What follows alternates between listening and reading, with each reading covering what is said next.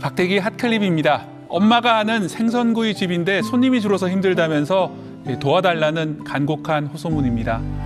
그 효심이 사람들 마음에 닿았는지 지난달 20일 이 글이 올라온 이후 조회수가 8천만을 넘겼고요.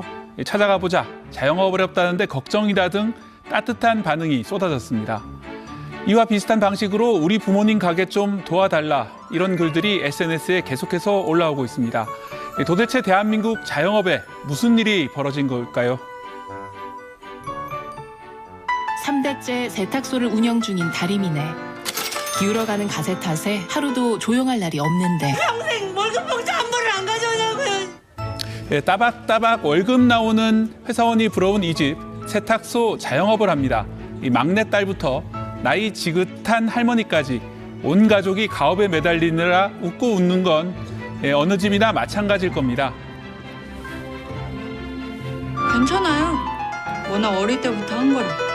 어려서부터 가업을 돕긴 했지만 본인이 직장을 얻으면 어쩔 수 없이 집을 나와 살아야 하는 자식들이 많죠. 하지만 가족 걱정은 늘 같습니다.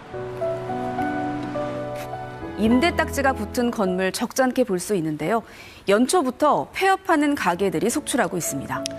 네, 최근 더욱 걱정되는 건 갈수록 내수 시장이 얼어붙고 있기 때문입니다. 보다 못한 딸들, 아들들이 나서서 인터넷으로 엄마, 아빠 가게 홍보에 나섰습니다. 부모님 가게 홍보, 당연히 정성에 정성을 더하게 되죠. 깨소금과 김을 뿌린 칼국수 사진, 김이 모락모락 나는 국물 닭발과 생선탕 사진처럼 사진 첨부는 필수고요. 인생의 절반을 중식만 연구했다, 가족만 아는 사연도 등장합니다. 직접 시켰더니 친정엄마 보따리처럼 이것저것 많이도 끼워주셨다는 칭찬글도 나왔습니다. 딸이 트위터에 홍보한 거라고 합니다. 이른바 랜선 효도입니다. 너 왜 그래?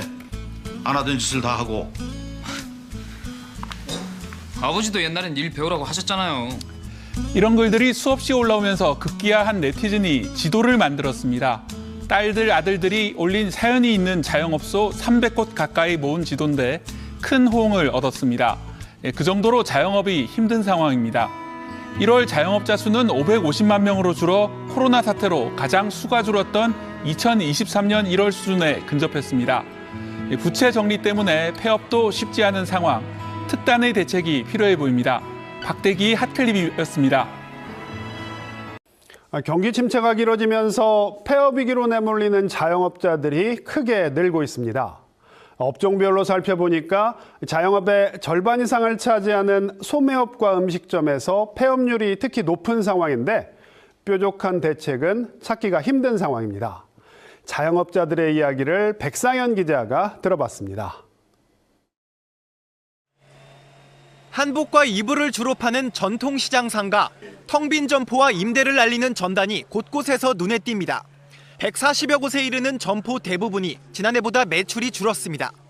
식당 같은 데 가서 알바하고 짬짬이 가게에 나와서 지키고 그러는 것 같더라고요. 개시를 못하는 사람들이 허다하니까. 손님이 없으니 오전 내내 문조차 열지 않는 점포가 많습니다. 보통 9시에 문을 여는데 지금 11시에 돼야 상인들이 나와요. 그만큼 장사들이 안 되고 있어요. 음식업도 경기 불황에 직격탄을 맞는 업종입니다. 원도심이라고는 하지만 점심시간에 찾은 손님은 단 2명뿐입니다. 저도 낮에는 그나마 여기 이제 사무실이 있으니까 조금은 그러고 나는데 아예 저녁에는 아예 거의 없다 싶어요. 부쩍 오른 물가에 손님은 손님대로 어려움을 호소합니다. 둘이 와더니 보통 4만 원, 6만 원이잖아요. 혼자 내기 부담되고 그렇다고 안 사주기도 그렇고. 경기 침체의 영향을 가장 직접적으로 받는 소매업과 음식업의 폐업률은 각각 20%와 19%로 통계에 잡힌 2023년에만 5군데 중 1군데는 문을 닫았습니다.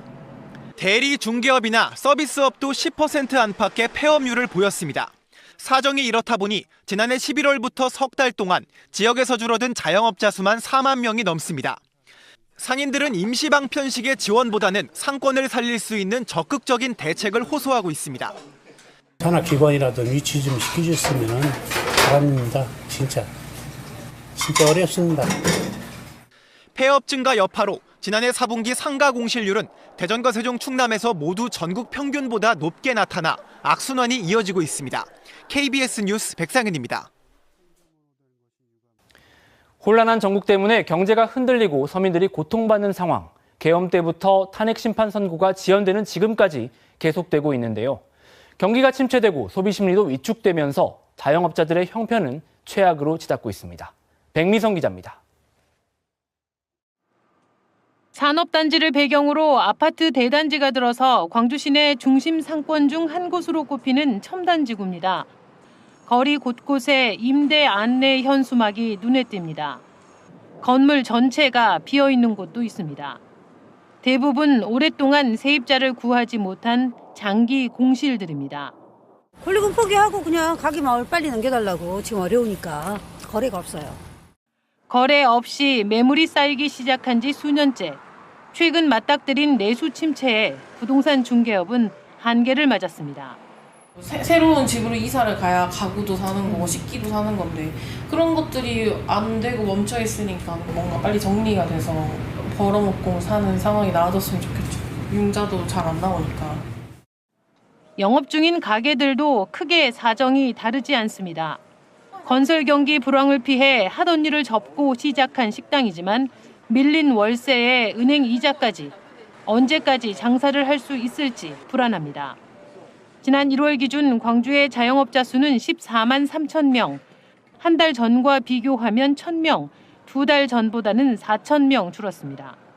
월세를 못 낼 정도로 매출이 많이 감소돼가지고 좀 많이 힘든 상황이에요. 대출로 지금 계속 이어나가고 있는 상황입니다. 전남의 경우도 2달 사이 1,000명이 줄었습니다. 반면 고용원이 없는 이른바 나홀로 자영업자 수는 오히려 늘었습니다. 자영업자들은 혼란한 전국이 안정돼 소비 심리가 회복되기를 바라는 상황입니다. KBS 뉴스 백미선입니다. 한국은행이 전망한 1%대 성장률은 사실상 경제 위기 수준입니다. 자영업자들은 코로나19 때 받은 대출을 갚지도 못했는데 또 내수 침체란 늪에 빠졌습니다. 무너지는 자영업자들 김민경 기자가 취재했습니다.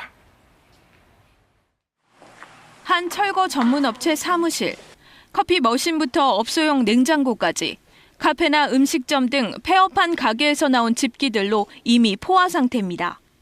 머신기 하나에 가게 하나예요. 지난해보다 자영업 폐업 문의는 10배, 철거 작업도 그만큼 늘었습니다. 문의 중 절반은 재창업이나 확장 이전으로 이어졌던 과거와 달리 최근엔 폐업만 이어지고 있습니다. 그야말로 씁쓸한 호황입니다. 다 철거면 나중에 제가 철거할 것도 없어지잖아요. 상가가 전부 다 없어질 텐데요. 대한민국에 저 혼자만 있는 것도 아니고. 8년째 음식점을 운영 중인 유덕현 씨. 지난해보다 매출이 30%가량 줄었는데 본인 인건비는 생각조차 못합니다. 코로나19 시기를 힘겹게 지나왔지만 깊어진 내수 부진에 희망마저 잃었습니다. 3년 동안 빚으로 이제 버텨왔거든요. 이자하고 원금하고 상환하는 그런 기간이거든요. 또 이런 사태가 일어나서 이중 삼중고를. 지난해 금융기관에 진 빚을 갚지 못한 자영업자는 1년 사이 35%나 급증했습니다. 지금 구조적으로 자영업자가 지금 이제 어려울 수밖에 없는 경제, 사회, 소비 구조가 만들어지고 있거든요. 이들 대출액 규모도 30조 원을 넘었습니다. 진짜 수십 번도 고민을 했다가 할까 말까 하다가 이제 더 이상 버텼다가는 이제 아예 가게세 자체도 못 낼 것 같다. 한국경제인협회 조사 결과 한계 상황에 몰린 자영업자 10명 중 4명은 폐업을 고려하고 있는 것으로 나타났습니다. KBS 뉴스 김민경입니다.